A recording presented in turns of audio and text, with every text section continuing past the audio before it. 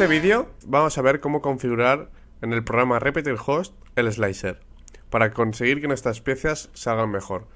Vamos aquí en las pestañas del RepetirHost en slicer y entramos en configuración. Una vez entramos en configuración, veremos aquí a Print Settings. La primera pestaña aquí habla de las capas y de los perímetros. Las primeras dos opciones son para establecer la altura de la primera capa y del resto de capas. Normalmente esto se suele utilizar como un 50% o un 60% dependiendo del material, del diámetro de la boquilla. Para trabajar en ABS, lo más recomendable para una boquilla de 0,5 milímetros es 0,25 en la primera capa y 0,3 en las siguientes. Los vertical shells hacen referencia al perímetro vertical de todas las capas. Eso quiere decir el perímetro mínimo que tendrá cada capa en su parte exterior. Spiral base es para piezas huecas, como un vaso por ejemplo, que lo que hace es hacer el contorno e ir subiendo la Z progresivamente. De esta manera lo que hace, en cambio de hacer capas, lo hace de una sola vez y va subiendo en espiral hasta que completa toda la pieza. Los horizontal shells hacen referencia a las capas que están totalmente sólidas en la parte inferior y en la parte superior. Nosotros tenemos puestas tres, quiere decir que las tres últimas capas serán completamente sólidas y las tres de abajo también.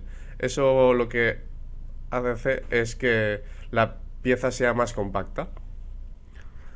Esto de aquí es lo que hace mejorar la calidad de la pieza.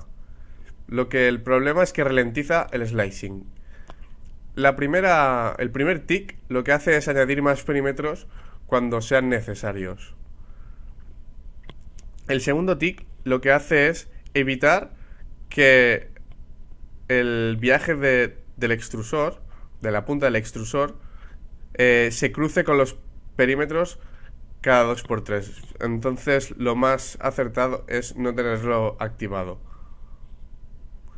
Esto de aquí lo que hace es detectar cuando los muros son demasiado estrechos, de la manera que los hace más gruesos. Es como una complementación a esto de aquí, del perímetro mínimo. Esto de aquí, bueno, este tick de aquí es para que empiece a hacer primero el perímetro externo y luego el relleno.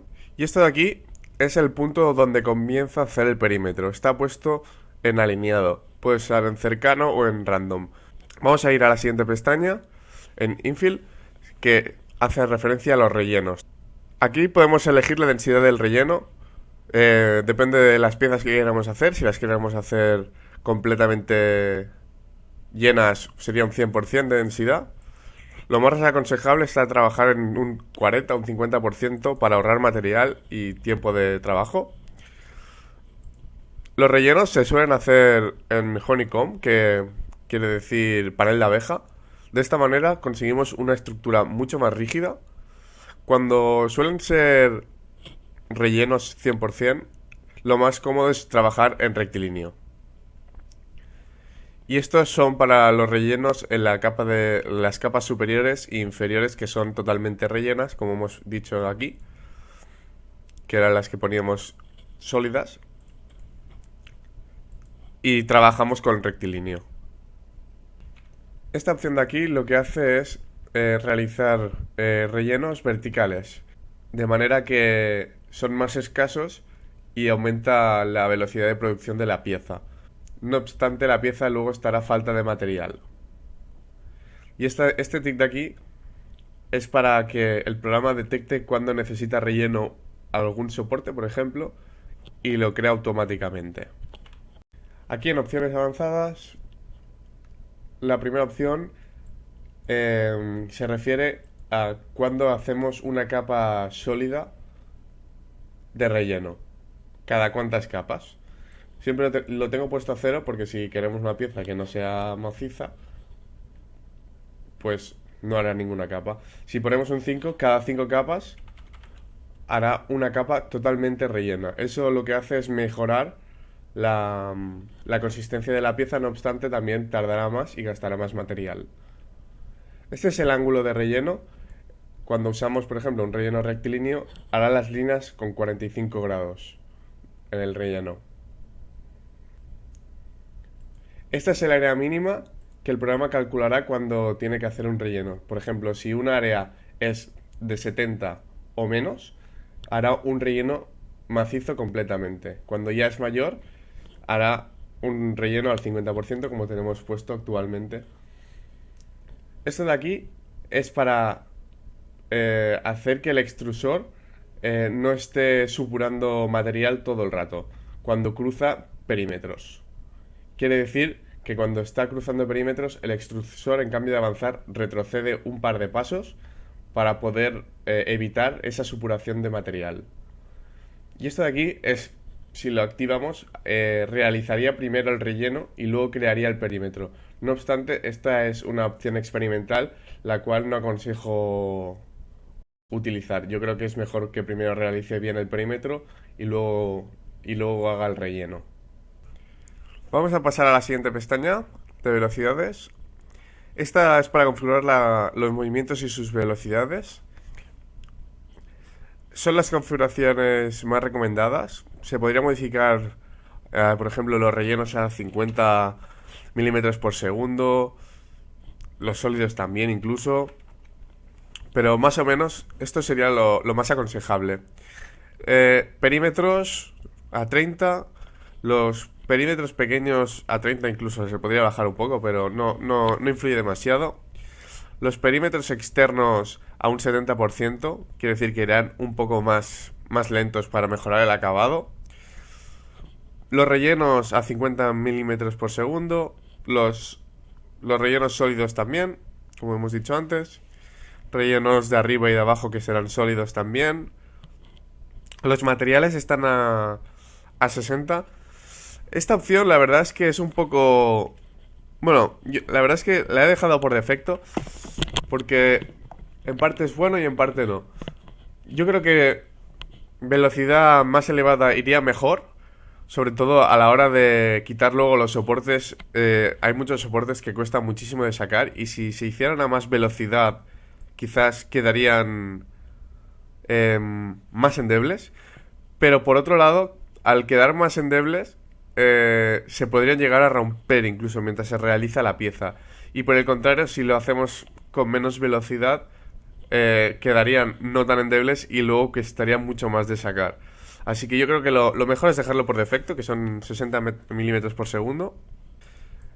Esto es la velocidad de relleno, digamos, de los soportes, de la cara del soporte, que está puesto al 100%. Como os digo, esto es para que lo haga lo más rápido posible y luego sea fácil de subtraer.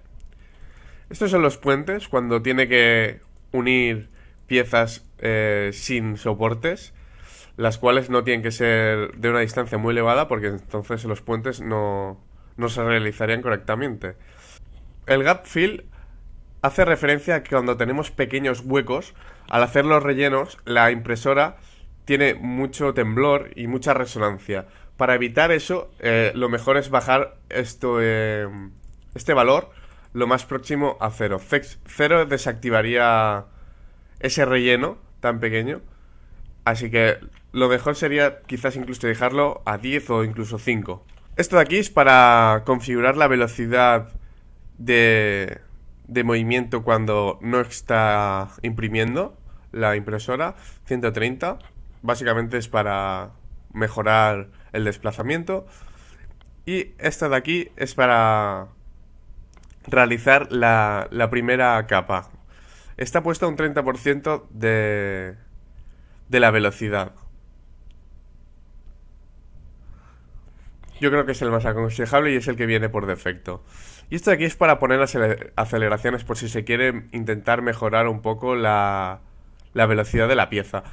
Pero lo que puede ocurrir es que al final vaya a una velocidad demasiado elevada y produzca algunos fallos en la pieza, lo cual no es muy aconsejable. Vamos a pasar a la siguiente pestaña, Script of Brim. Vamos a ver lo que es cada cosa. digamos que skirt es el perímetro, no es el perímetro, sino digamos es como un perímetro exterior ajeno totalmente a la pieza para que el extrusor deje ahí el primer purgado de material para que luego la pieza se realice correctamente. Loop sería la cantidad de perímetros externos a la pieza que queremos realizar y a la distancia del objeto. Yo lo tengo configurado de manera que me cree una base alrededor de la pieza para mejorar su adherencia a la cama. Lo que viene por defecto, más o menos, es algo de este tipo, que lo que hace es hacer un perímetro externo a la pieza de un solo hilo para purgar el extrusor, y una vez realizado ese círculo empieza a realizar la pieza. De la manera que lo tengo configurado yo, que vendría siendo esta, lo que hace es hacer un perímetro ajeno a la pieza de unos 10 milímetros de amplitud y lo rellena. Y una vez está esa base rellena, empieza a hacer la pieza dentro. Y de esta manera lo que conseguimos es hacer como una especie de base para mejorar su adherencia.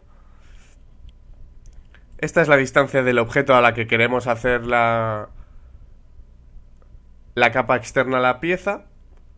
Y esta es su altura. En nuestro caso solo hacemos una sola capa.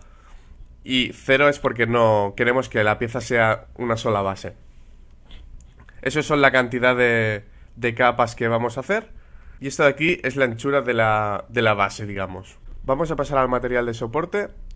Para generar el material de soporte tenemos que tener activada esta casilla. Esto de aquí, si lo dejamos a 0, es para que el programa genere automáticamente los soportes. Si no, los generará en función del ángulo que le dé. Si no, los generará en función del ángulo que le demos. Y esto de aquí es para forzar las capas que queremos un soporte a pesar de los ángulos que tenga la pieza.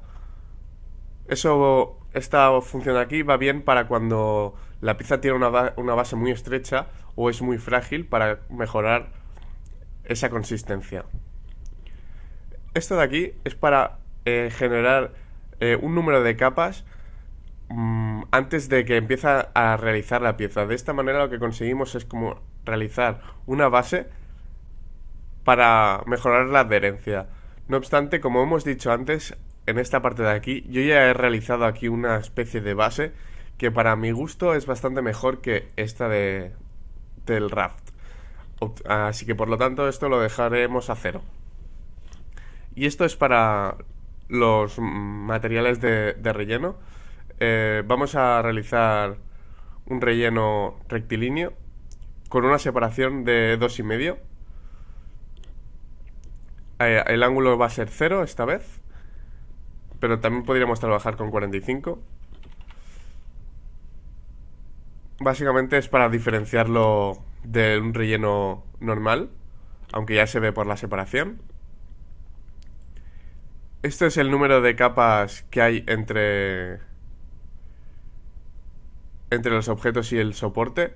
En nuestro caso lo mejor es dejarlo a 0, básicamente porque si ponemos más capas es probable que el soporte no realice correctamente su función, ya que el soporte lo que tiene que hacer es soportar el resto de capas que irán de la pieza por encima. Y si no hay ese hueco, la pieza al soltar el material no tendrá donde dejarlo y caerán encima del soporte, pero no en su correcta posición. Esta opción de aquí es para generar caras sólidas, y el tic de aquí es para no hacer soporte en los puentes. Como he dicho antes, se pueden realizar puentes cuando no son demasiado estrechos. De esta manera lo que hacemos es que esos puentes no necesiten de un soporte para realizarse. Hasta aquí la primera parte del vídeo de cómo configurar en el programa RepeaterHost el slicer. Muchas gracias por ver el vídeo y darle a like, que siempre ayuda mucho.